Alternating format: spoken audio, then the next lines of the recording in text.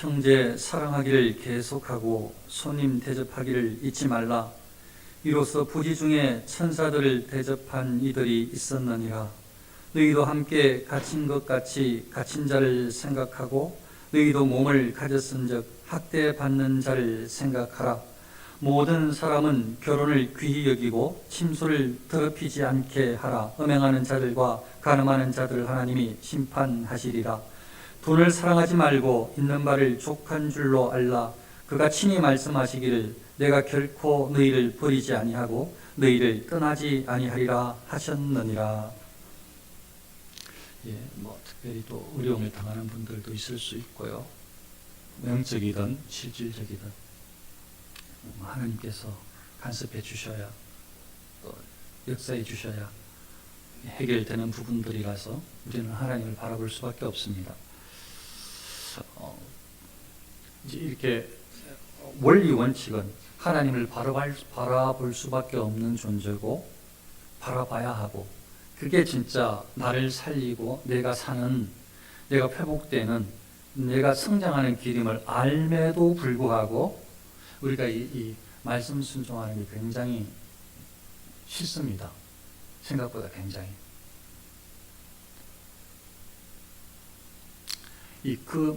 하나님 말씀만 딱 봤을 때는 말씀 순종하는 게 어려운 것 같지 않은데요. 하나님 말씀만 들려질 때는 할 수 있을 것 같은데요. 이 주변의 환경의 세상과 실제로 맞닥뜨리는 이 현실과 이렇게 관계를 하다 보면은 그 현실이 우리를 불합리하게 옥죄이기도 하고 상처 입히기도 하는 것 같고 또 애를 쓰고 진실되게 행하는데도 오히려 불의함이 더 승리하는 것 같고 이런 여러 가지 많은 일들 때문에 하나님 말씀 들려줬던 그 말씀을 순종하기보다 불순종하고 싶은 마음이 우리를 더 주도할 때가 많습니다. 그럼에도 불구하고 하나님의 방법은 그럼에도 불구하고 죄가 아니라고 하시는 분이 절대로 아니시고 불순종 가운데 있어 범죄함 가운데 있는데도 불구하고 하나님이 잘하고 있다라고 칭찬하는 분이 절대로 아니시라. 왜냐하면 그곳에서 자유가 있는 것이 아니고 그곳에서 참된 평안이 있는 것이 아니고 하나님 안에 하나님의 은혜 가운데 하나님께서 부어주시는 참된 이 자유와 평강을 누려야 진짜 자유고 진짜 평안을 누리는 것임을 하나님이 더 잘 아시기 때문에 그게 돌아오도록 회개를 촉구하시는 것입니다. 말씀. 그래서 말씀이 굉장히 아픕니다. 아파요.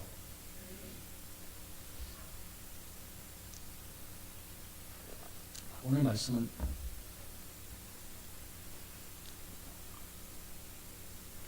그냥 이번에는 그냥 넘어가고 싶다 이런 말씀. 내가 좀 잘 살고 그래도 좀 하나님 앞에 성도들 앞에서 좀 당당하게 이 정도면 되니까 들으시오 이렇게 외치면 막 기대감 가운데 주의를 막 기다렸을 텐데 이 하나님 앞에 말씀을 비춰보니까 너무 부족해서 그냥 이런 말씀은 그냥 다 넘어가고 싶다 그런 생각이 다시 있었습니다. 그래도 제가 요새 깨닫는 것은 내가 순종해서가 아니고 내가 실천할 수 있는 능력이 있는 성숙된 목사라서가 아니고 하나님의 말씀이 완전하기 때문에 하나님의 말씀이 공의로우시기 때문에 그 말씀을 증거해야 될 것이 증거해야 하는 것이 나의 사명이고 그건 나의 말이 아니고 저의 말이 아니고 목사의 말이 아니고 하나님의 말씀이기 때문에 하나님의 그 말씀은 증거되는 그 말씀을 통해서 내가 평가를 받고 내가 심판을 받고 여러분들이 판단을 받고 그래서 외칠 수밖에 없는 것입니다. 사람의 생각을 하지 말고 그게 바로 또 사단이 주는 생각입니다. 목사님도 잘 못하시는 것 같은데 잘 못하죠. 그 생각 들면서 못하게 하는 것이 사단입니다. 각자가 하나님 앞에 어떻게 서야 할까? 하나님 앞에 내가 어떻게 서야 할까? 하나님께서 말씀을 통해서 나에게 무엇을 말씀하시는가? 이렇게 마음을 모아서 듣고 순종할 수 있기를 원합니다. 오늘 말씀에 말씀의 제목을 어려움에도 불구하고 이렇게 말씀을 드렸는데, 이게 살아가는 데에 말씀을 순종하려고 하는 것이 너무 어려운 거예요. 그래서 그냥 계속 포기하고 싶은 거죠. 말씀대로 살고 싶지 않은 일들이, 그런 상황들이 계속 일어나는 거예요. 그럼에도 불구하고, 말씀 순종하기 싫은 일들이 계속 일어나는데도 불구하고, 정말 순종하기 어려운데, 상황 봐서는 인간적으로 판단할 때는 진짜 다른 사람들도 다 이해해 줄 만한 일들임에도 불구하고, 다들 그렇게 한다는데, 그럼에도 불구하고 하나님께서는 그렇게 하지 말라고, 다들 못하겠다는데, 이 정도 상황이면 다들 포기할 텐데, 그래도 하나님은 말씀에 포기하지 말라고 이렇게 말씀하시는 것입니다. 어려움에도 불구하고 말씀에 순종하라고. 이스라엘 기독신자들, 히브리 기독신자들이 상황이 얼마나 어려운지 제가 수차례 말씀을 드렸습니다. 지금 상황이 우리는 진짜 행복한데, 히브리 기자는 이 히브리 기독신자들을 향해서 고통 가운데 있는데 힘들어 죽겠는데 행복하다고 이야기를 했다고, 그걸 지난번에 말씀을 드렸어요. 그런데 우리는 거기에 비하면 진짜 행복 수준이, 이 상황이, 환경이 너무 나아요. 그런데 우리도 막 죽는다고 이야기를 해요. 죽을 것 같다고. 그런데 하나님께서는 이 히브리 기자로 통해 가지고 오늘 너무 많이 힘들지? 그래, 그러면 힘든 것 그 중에 딱 하나만 더 해. 이렇게 말씀하시면 좋을 텐데, 하나님께서는 완전한 것을 딱 말씀하시는 거예요. 그게 먼저 첫째 뭔가 하면, 형제 사랑하기를 계속하고. 이거 모르는 사람이 아무도 없어요. 유대인들 중에 아무도 없어요. 하나님께서 형제를, 동포를 사랑하고 말씀을 하셨어요. 그러니까 구약과 신약을 다 믿는, 예수 그리스도를 구주로 고백하는 히브리 기독신자는 당연히 형제를 사랑하는 사람들이에요. 그런데 뭐가 문제인가 하면, 어떤 위기 상황이 이 사람들이 여기 말씀을 듣기에, 순종하기에 어려운 위기 상황에 놓였는가 하면요, 히브리인들은, 유대인들은 형제를, 자기 유대인들만 형제예요. 이방인들은 형제가 아니에요. 이웃이 유대인들만 형제고 이웃이에요. 이방인들은 형제가 이웃이 아니에요. 유대인들은. 그런데 유대인들 중에 예수 그리스도를 고백하고 기독 신자가 된 유대인들이 있다고 했잖아요.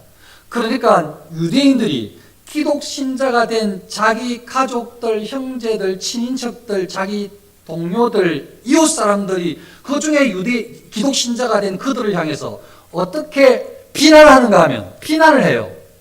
사랑해야 되는데 유대인들이 비난을 하는 거예요. 기독 유대인들을 향해서 뭐라고 비난하는가 하면, 너희는 계속 기독 신앙을 고백한다면, 그리스도를 믿겠다는 그 신앙을 고백한다면, 너희는 우리 형제들의 원수다, 이렇게 비난을 하는 거예요. 유대인들을 그럴 수밖에 없는 그 이유를 말씀을 드렸어요. 자기들은 그런 줄 알아요. 자기들의 형제와 이웃은 그러거든요. 유대인들 뿐이에요. 그런데 기독 신자들이 형제와 이웃을 막 다른 사람, 이방인들 형제라고 이웃이라고 하니까 저들을 좀 행동을 통제하고 싶은데 말을 안 듣거든요. 그러니까 좀 독한 말을 해주고 싶은 거죠. 독한 말이 아니고 자기들은 사실이라고 하는 말이에요. 너희들이 계속 그렇게, 유대인 너희들이 기독신앙이라는 것을 계속 따른다면 너희는 이 유대인들, 우리의 원수다, 이렇게 비난을 하는 거예요. 그게 한두 번이지. 형제들 관계 좋습니까? 정말 늘 좋으면 너무 감사하고 좋습니다. 저도 여러분도 형제 사이의 관계가 참 좋기를 축원합니다. 근데 상당수 많은 일들이 어떤 이유로 형제들 사이의 관계가 어려울 수도 있어요. 친인척들 사이의 관계가 다 좋습니까? 너무 감사한 일입니다. 어떤 이유로 어려울 수가 있습니다. 그 어떤 이유라는 게, 여러분들이 예수님을 믿는다는 이유라면, 여러분들이 예수님을 믿는다는 이유 때문에, 예수 그리스도를 고백한다는 그 이유 때문에 형제가, 아니면 친인척이 여러분들을, 저를 만일 핍박한다면 한 번은 봐주겠는데, 두 번도 참겠는데, 그래 7번은 참겠는데, 계속 비난한다면, 저주한다면 그냥 어떻게 하겠어요? 보통 웬만한 사람이면 그냥 형제 끊어. 내가 그래도 많이 참아줬다. 내가 얼마나 많이 참아줬는데. 나 더 이상 못 참아. 나는 기독신앙 포기할 수 없고, 그냥, 난 모르겠어. 내가 뭐 원수가 되면 됐지. 그냥 이렇게 포기할 것 아니에요. 그렇게 비난하는 사람을 어떻게 계속 인내할 수 있겠어요? 그런데 하나님은 그런 형제들을 향해서 1차적으로 오늘 말씀은 이 유대 기독 신자들을 향해서 너희를 그렇게 핍박을 하고 있는데, 너희들 중에 많은 핍박을 당하고 있는데, 너희 형제들을 향해서. 그런데 하나님의 말씀 원리는, 하나님의 말씀의 원리는 형제를 사랑하라는 것이다. 그 말은 형제를 사랑한다는 마음 적고 싶은데 너무 억울하니까, 너무 서운하니까, 해도 너무하니까 그냥 형제 관계가 단절되면 단절되지 하고 싶은데, 그런데 하나님께서는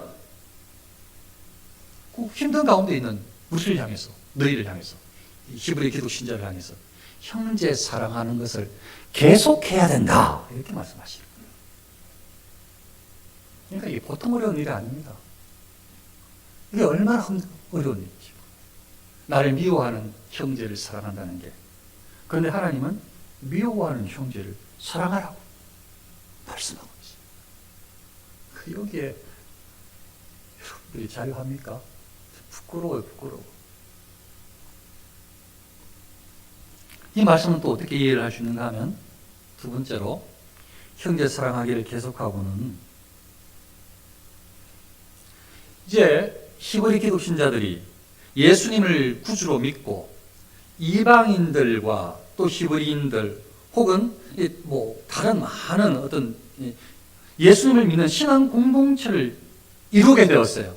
여기는 유대인들만 믿게 된다면 좀 덜한데, 실제로 생활하다 보면 유대인들끼리 모여 있기도 하지만 또 다른 사람들이 교회에 들어와서 교회 공동체를 이루는데, 같은 형편에서 형제도 싸우는데 같은 환경에서 살아나지 않은 사람들이, 성장하지 않은 사람들이, 그렇게 지난번에 말씀드렸듯이 똑같은 환경에서 이렇게 오랜 기간 동안 교제하지 않은 사람들이 이 교회라는 공동체, 예수님을 통해서 이루어진 이 교회라는 공동체에 하나를 이루려고 하니까 얼마나 불협화음이 많겠어요, 교회가. 다 다른 환경에서 자랐고 생각들도 다 다르고 성품이 다 다른데 그게 어떻게 하나를 이루게 쉽겠습니까? 그러니까 오늘 형제 사랑하기를 계속하고는 두 번째 의미로 어떻게 이해하셔야 되는가 하면, 교회 공동체 내에서 우리 안에서도 별별 다를 게 없어요. 한 번, 두 번, 세 번, 네 번 부딪히다 보니까 이제 부딪히기가 싫어. 그래서 어쩌면 우리 안에서도 말하기 싫은 사람이 생겼을 수도 있어요. 그런데 하나님께서는 이 히브리 기독 신자들을 향해서, 이 교회 공동체 안에서, 형제 사이에, 왜냐하면 우리가 진짜 형제거든요. 하나님을 아버지라 부르는 거듭난 진짜 형제들이에요. 여러분 하나님을 아버지라 안 불러요? 저는 하나님을 아버지라 부르거든요. 그러니까 하나님의 딸이에요. 하나님의 아들이에요. 여러분들이. 저도 하나님의 아들이에요. 그러니까 우리는 형제 자매죠. 그래서 교회예요. 그래서 교회가. 그렇게 살다가 보면, 그런데 지나다 보면 이렇게 신앙생활을, 교회 생활을 함께 하는데도 불협화음이 마음에 안 맞을 때가 많아요. 그래서 그냥 어떨 때 보면 그냥 이걸 그냥 포기하고 싶을 때가 있을 수 있어요, 여러분들이. 그러나 하나님의 명령은, 하나님의 말씀은 그래도 어려움에도 불구하고 형제 사랑하기를 계속하고입니다. 이게 하나님의 명령이에요. 그래서 우리 사이에는 서운할 수 있지만 풀어야 해요. 다툴 수 있지만 화해해야 한다고요. 미운 일이 생길 수 있지만 용서해야 한다고요. 우리 주 안에서는. 이것이 이제 우리 안에서 해결을 해야, 가정 안에서 해결하고 우리 교회 안에서 해결할 수 있어야, 그래 다른 교인들하고 해결해 나갈 수 있고, 불신자들, 안 믿는 어떻게 보면 지옥 형벌을 당할 아주 불쌍한 사람들을 향해서도 이웃으로 사랑하면서 나아갈 수가 있게 되는 것입니다. 우리 안에서 해결하지 못하면서 다른 데서 잘한다는 것은 진짜 어불성설이 말이 안 돼요. 그래서 굉장히 노력해야 된다. 최선을 다해야 된다. 이거 반드시 기억을 하셔야 됩니다. 이 형제 사랑하기를 계속하고, 세 번째로 생각할 수 있는 부분, 좀 전에 교회를 이룬 공동체는 이제 신앙생활을 같이 하다 보니까, 같이 부딪히다 보니까 이름도 알고 얼굴도 알고 과거도 알고 이제 잘 알아요. 성격도 알고 이제 알게 됐어요. 이제는 형제 사랑하기를 계속하고의 그 다음 이제 말씀드리고 싶은 것은, 잘 모르는 그리스도인. 내가 모르는 그리스도인. 무슨 말씀? 내가 뭐 모르는 그리스도인 잘 만날 일도 없는데, 물론 우리야 뭐 직장 생활할 때 말고야 뭐 만날 일이 있겠습니까? 일부러 잘 찾지 않으면 다 교회에서 생활하고 뭐 가정 생활하고 친인척 생활하고 그 외에 뭐 특별히 만날 일 없지 않을까요? 그런데 이 당시에 그 상황을 좀 이해를 해보면 이게 착 와닿습니다. 그 당시에는요, 잘 모르는 그리스도인 형제가 어떤 느낌인가 하면 이제 그걸 제가 전달합니다. 그 당시에 잘 모르는 그리스도인의 느낌은 좀 전에 유대 기독신자들의 그 고통을 이야기했듯이 다른 곳에서 그 시기상 굉장히 기독교에 대한 핍박이 전체적으로 많았어요. 이방인이든 유대인이든 간에 기독신앙을 지키려고 하는 핍박이 굉장히 많았다고, 전체적으로. 그 상황 자체가 그 시대에. 그러니까요, 신앙생활을 잘 하려고 하면요, 그 중에 개중에 가정에서 쫓겨나는 수가 있어요. 신앙생활을 잘 하려고 하다 그 당대에 동네에서 같은 성시 공동체에서 쫓겨나는 수가 있어요. 다 우리 집안인데 하면서 너 왜 예수 믿는다고 해가지고 우리 집안 망조다 해가지고 쫓겨나는 수가 있다고요. 그런 사람이 그리스도인이 생길 수가 있다고요. 예수님 복음을 듣고 예수님을 믿게 작정한 사람 중에. 그럼 그 사람은 우리가 잘 모르잖아요. 그래서 그 사람들 중에 나그네가 있을 수 있어요. 예수 믿는 사람들 중에 아무것도 없이 거의 집도 절도 없이 그냥 떠돌이 생활을 할 수가 있다고요. 믿음이 제일 중요하다 생각해서. 근데 그 사람은 어디로 가겠어요? 모르는 곳으로 간다고요. 모르는 곳으로. 아는 사람이 있는 곳으로 가는 게 아니라 모르는 곳으로 가는 수가 있다고요. 그랬을 때에 그 당시의 상황 가운데 많은 신앙인들이 곳곳에서 복음이 증거되어지고 믿는 사람들이 여기 일어나는데, 한 사람이 일어나면 온 집안이 다 믿으면 좋지만 그렇지 않은 상황들도 막 일어나니까, 그러면 그 중에 떠돌이 신앙생활을 하는 사람들도 있단 말이에요. 그러니까 지금 생각해 볼 것은, 잘 모르는 그리스도 형제는 그때 신앙을 지키기 위해서 아무도 모르는 다른 타 지역 우리 동네에 온 사람, 신앙을 지키기 위해서 방황하다가 어쩌다가 우리 집 앞에 온 사람, 이렇게 보시면 된다고요. 이렇게.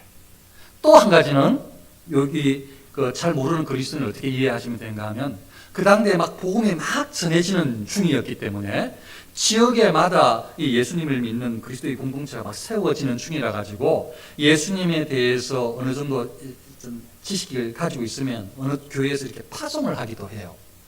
지금으로 말하면 선교사님. 지금은 뭐 적어도 70% 80% 이상 선교지에 생활할 수 있는 그 자금을 우리 교단은 그걸 이 교회에서든 개인으로든 후원을 받아야 교단 총회 선교사로 파송을 받아요. 신학 교육도 받고 훈련도 받고. 근데 그 당대에는 그냥 교회에서 파송하면 돼. 근데 그 사람 교회에서 파송할 때에 그 교회에서 그 개인의 신앙을 가지고 개인적으로도 나갈 수가 있는데, 다 자유롭게 할 수가 있는데, 그런 사람들이 부유할 수도 있지만 가난할 수도 있어요. 그냥 오직 복음을 전하기 위해서, 가르치기 위해서 다니는 사람들이 있을 수 있다고요. 그런 사람들은 타 지역에 가서 믿는 사람들에게 외진인 거예요, 외진. 그러다 좀 더 지나다 보면 먹을 게 또 떨어질 수도 있는 거죠. 그러니까 지금 오늘 형제 사랑을 계속하고 여기에 의미에 내가 모르는 그리스도인, 그 당시에 우리로 정말 따진다면 타 교회에 다니는 성도님들, 좀 더 다르게 생각을 좀 더 넓혀 본다면은 대한민국의 그리스도인, 조금만 더 넓혀 보십시다. 여러분들 이미 그렇게 하시는 분도 있으시지만 다른 나라의 그리스도인까지도 확장을 시켜서 그들이 지금 어떻게 생각하는가, 그들이 어떤가, 이렇게 관심을 가지고 그렇게 보시면 거기에 대해서 기도해주고 도움을 주는 그런 생각들이 옳다라는 것을, 오늘 그 말씀을 하고 있다는 것을 알 수가 있습니다. 왜냐하면 그 말씀에 바로 이렇게 이어지거든요. 너희도 함께 갇힌 것 같이 갇힌 자를 생각하고, 복음을 전하다가 막 그 당대에도 마침 갇힌 사람이, 감옥에 들어가는 사람이 있는 거예요. 지금도 다른 나라에서 신앙 때문에 복음을 전하다가 어려움을 당하는 나라들이, 기독신자들이 있는 거죠. 그걸 들으면서 그냥 넘기지 말고 기도할 수 있고 다른 방법을 찾을 수 있으면 더 감사하고. 그러니까 이 마음을, 여기 지금 형제 사랑한다 이 말은 1차적으로, 물론 더 넓게 성경에 전반적으로 말하는 형제는 온 이웃까지 다 포함하는 것이지만, 오늘 제가 어느 정도 이 한계 제안을 한다면, 지금 세 번째는 그리스도인, 내가 모르는 그리스도인, 내가 모르는 그리스도인이 옥에 갇히거나 갇힌 것이 너희도 함께 갇힌 것 같이 갇힌 자를 생각하고 같은 마음으로 기도해 줘야 되지 않을까요? 내가 감옥에 갇혔다면 그런 말씀이라는 거죠. 너희도 몸을 가졌은즉 학대받는 자를 생각하고 예수 믿는 것 때문에, 예수님 복음 전하는 것 때문에 학대받는 사람이 이 나라에도 다른 나라에 있을 수 있단 말이에요. 그런 소식을 접할 때에 혹시 그런 걸 알게 되었을 때에 학대받는 자를, 내가 몸을 가지고 있으니까 나도 학대받을 수 있는데 그런 마음으로 같이 생각하라 이 말입니다.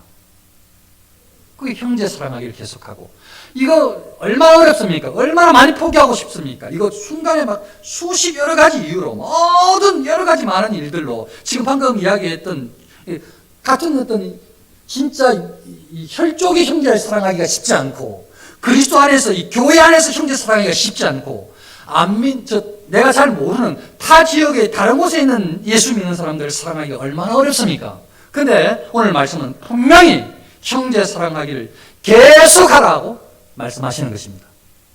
이 하나님의 명령입니다. 두 번째로 결혼입니다. 오늘날 청년들, 결혼 안 하려고 하는 청년들이 굉장히 많습니다.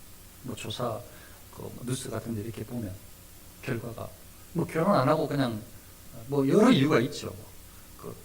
생활하기 어려워서, 자녀 낳고 집 사기가 어려워서 여러 이유를 다 더 잘 아시잖아요.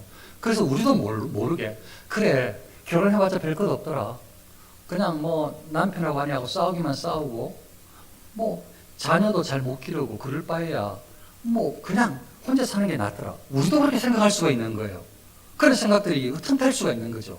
그러니까 그런 사회가 우리가 지금 깨어서 바로 말씀에 서지 못하면 지금 세상에 결혼하지 않을 문화가 확 휩쓸고 있는 이때에 전체 그리스도인들까지 확 휩쓸릴 수가 있는 거예요, 지금. 그래서 오늘 말씀이 굉장히 중요할 수가 있는 거예요. 우리가 이 결혼과 하나님께서 무엇을 말씀하시는지 정확하게 이해를 해야 돼요. 그래서 이 흔들리는 이 나라의 이 결혼 문화를 바로 잡는데 그 중추적인 역할을 이 그리스도인들이 해야 된다고요. 오늘 말씀에는 모든 사람은 결혼을 귀히 여기고, 모든 사람은 결혼을 귀히 여기래요. 신부님이든 누구든지, 목사든 누구든지, 결혼을 해서 결혼 별 할 거 없더라라고 생각했던 그 사람도, 누구든지 다, 모든 사람은 결혼을 귀히 여기고, 결혼을 한 사람이든 결혼을 하지 않은 사람이든 모든 사람은 다 결혼을 귀히 여기고, 말씀으로 이해를 하셔야 된다고. 침소를 더럽히지 않게 하라. 음행하는 자들과 간음하는 자들을 하나님이 심판하시리라. 이 음행, 간음은 각되어서 생각해도 그건 옳아요. 음행에 대해서, 간음에 대해서 심판하시는 것이 옳습니다. 그 말씀은 변하지 않습니다. 하지만 오늘 말씀에서 이 음행과 이 간음은 앞에 4절에 앞에 있는 모든 사람은 결혼을 귀히 여기고, 결혼과 관련시켜서 제한적으로 이해하는 것이 좀 더 옳은 것 같아요. 그러면 이렇게 생각할 수 있잖아요. 그래, 결혼도 안 하고 혼자 그냥 산에 들어가서 살면은 음행도 안 하지 않아? 그러면은 결혼도 필요도 없고 혼자 사는 게 최고지 최고. 그래, 나는 돈이나 닦아야 되겠다. 수도사들을 하면은 얼마나 이런 일도 음행도 안 하고 간음도 안 하고 훨씬 좋지. 이렇게 생각해가지고 그렇게 마치 거기에 어떤 정욕에 대해서, 어떤 성욕에 대해서 그 많은 이 금욕주의가 굉장히 좀 멋지다라고 사람들의 마음을 싹, 일부 이 기독교인들의 마음을 싹 이렇게 유혹할 수가 있는 거예요. 그래, 이렇게 아주 이렇게 악한 시대에 차라리 그냥 혼자 사는 것이 낫지 않아? 그렇게 같이 결혼해서 살아봐야 이렇게 힘든데, 그렇게 생활하기 어렵다고 하는데, 그건 그냥 혼자 살게 하는 게 낫지. 성경을 생각하지 않고 이 상황을 생각해서 판단할 수 있는 경향이 굉장히 큰 거죠. 그래, 또 이렇게 스스로 위안을 하는 거죠. 그래, 그렇게 하면은 혼자 사는데 무슨 간음이 있고 무슨 음행이 있겠어, 이렇게 생각할 수가 있는 거죠. 그러나요, 수도 생활을 해도 혼자도 간음하고 음행합니다. 이게 예수님의 말씀이에요. 혼자 살아도 혼자 살아도 가늠하고 음행합니다. 그 예수님의 말씀이에요, 그게. 그 성경의 말씀이죠. 그러면 이걸 결혼하고 이걸 어떻게 생각을 해야 되느냐. 어떤 상황이라도, 어떤 이유라도 이 결혼은 하나님께서 허락하신, 명령하신 것입니다. 우리가 잘 아는 대로 너희는 생육하고 번성하며 땅에 가득하여 그 중에서 번성하라 하셨더라. 하나님께서 결혼을 하라고 지금 생육하라고 번성하라고 땅에 가득하라고 땅 가운데 번성하라고 하나님께서 명령을 내렸습니다. 거예요. 창세기 아예 그냥 명령하셨어요. 명령을. 여러 이유로 그냥 결혼하지 않아야 될 이유가 있다고 막 여기저기 막 다 추론해 냈었는데 좀 전까지 저도 그걸 막 이렇게 한번 이야기해 봤었는데 하나님께서는 처음부터 딱 사람에게 인류에게 말씀하시길 인류는 사람은 생육하고 번성해야 돼. 땅에 가득하여서 그 중에 번성하라 이렇게 명령하셨어요.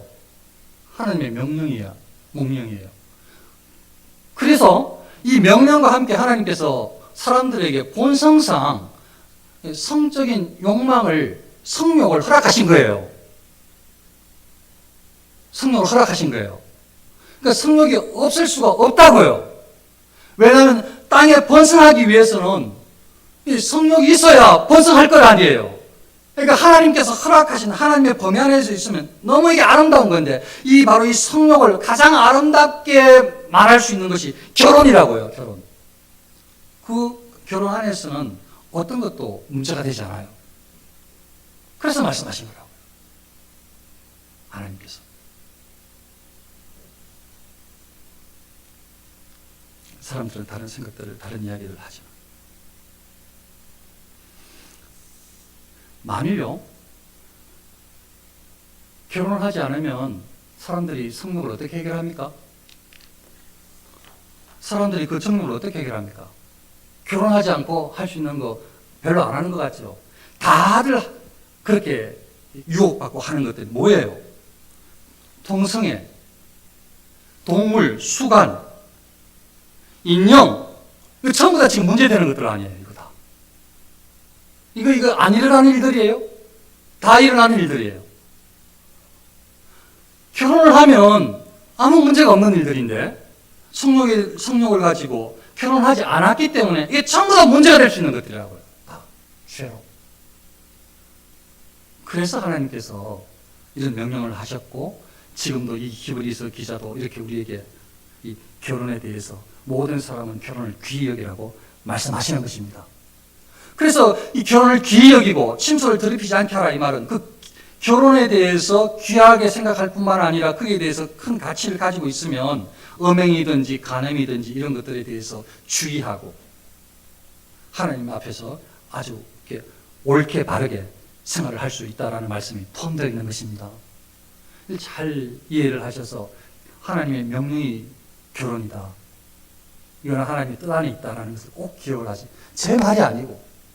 저도 개인적으로야, 부부가 싸우면, 이렇게 잘 사는 사람들도 잘 없는데, 그냥 혼자 살도 되지 않을까. 이 말 하고 싶어요, 저도. 그런데 그거는 하나님의 말씀이 아니니까. 그건 우리가 잘 못 살아서 되는 핑계니까. 그럼 안 되는 거죠. 하나님의 말씀을 따라야 되거든. 하나님의 말씀으로 우리를 살펴야 되거든. 어떻게 해야 돼? 결혼에 대해서 어떻게 생각해야 돼? 마지막 세 번째. 돈을 사랑하지 말고 있는 바 족한 줄로 알라.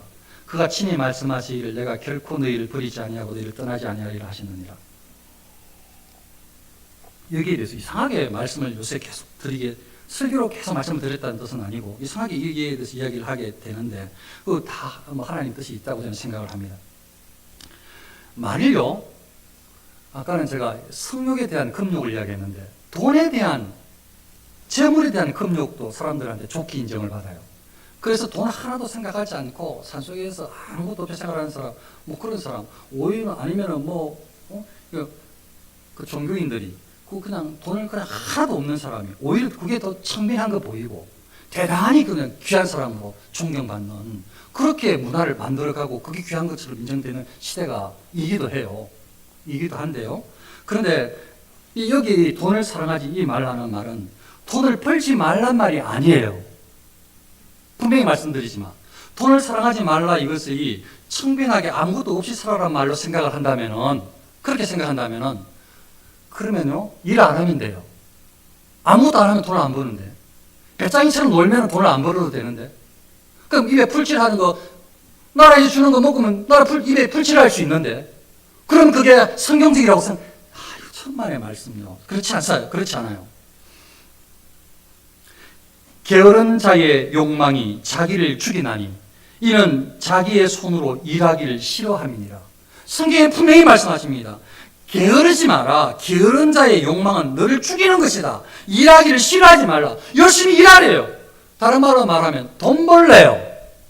돈 벌래요. 왜 일합니까? 돈 벌려고 일하는 거 아니에요. 그럼 이제 무조건 돈을 더 크게 여기면 안 되죠. 또 우리가 너희와 함께 있을 때에도 너희에게 명하기를 누구든지 일하기 싫어하거든 먹지도 말게 하라 하였더라. 그러니까 이 말씀이 성경의 전체 이야기하는 것은 돈은 아주 위험한 것이니 돈을 욕심내면 그건 아주 사단적인 거야. 그렇게 말하는 곳이 없어요. 없어요. 그런데 뭐가 문제인가 하면 이 돈을 부라는 것을 하나님보다 더 크게 둘 때가 문제가 되는 거예요. 하나님보다 돈의 가치를 더 크게 두면은 돈 버는 것이 하나님을 섬기는 것보다 더 크다고 생각하게 되면 돈을 벌기 위해서 하나님의 가치인 성경의 진리를 순종하지 않게 되는 거예요.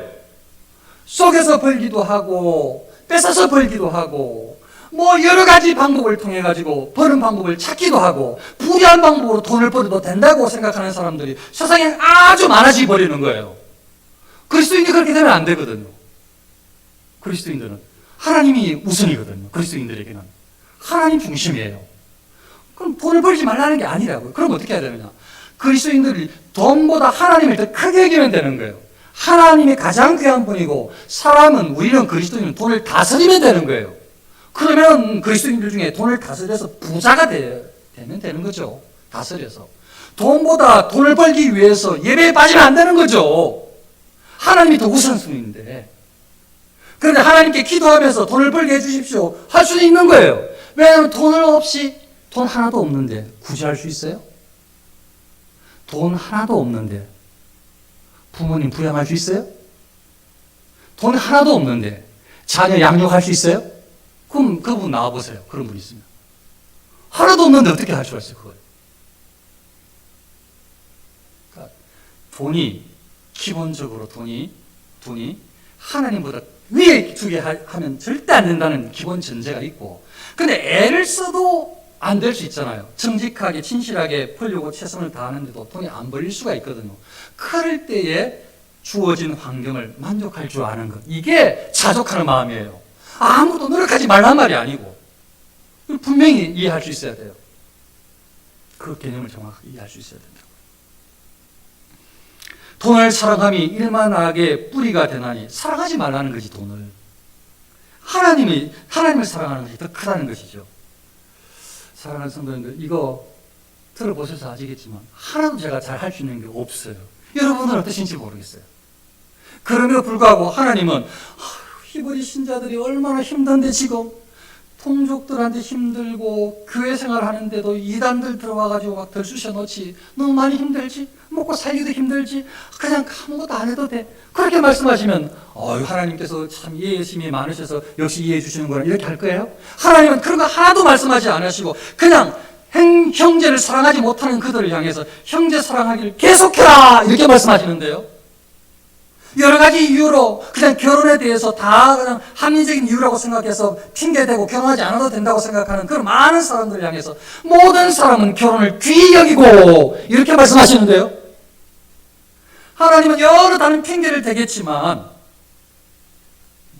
재물을 하나님보다 더 사랑하지 말라고 말씀하시는데요. 이 생각보다 여기에도 우리가 얼마나 많이 기울이는지 몰라요. 사랑하는 성도님들, 저와 여러분들은 하나님께서 하나님의 자녀로 아들, 딸 삼아줄 구원받은 천국 백성, 거듭난 새 생명을 얻은 하나님의 이 사명자들인 것입니다. 저와 여러분들이 그렇게 귀한 사람들입니다. 다른 사람들 이야기 듣지 말고, 다른 어떤 합리적인 어떤 세상적인 다른 거에 흔들리지 말고, 하나님의 사람들은 기본적으로 이제 거듭난 사람들은 천성적으로, 새로 난 천성은 오직 말씀을 통해서 살아가야 될 사람들입니다. 말씀을 통해서 교훈을 받고 순종하여 살아가야 될, 말씀을 양식 삼아야 될 사람들입니다. 하나님께 말씀하시는 이 성경의 말씀을 양식 삼아서 순종하는 데까지 이를 수 있는 저와 여러분들의 신앙이 될 수 있으시기를 축원합니다. 기도하겠습니다.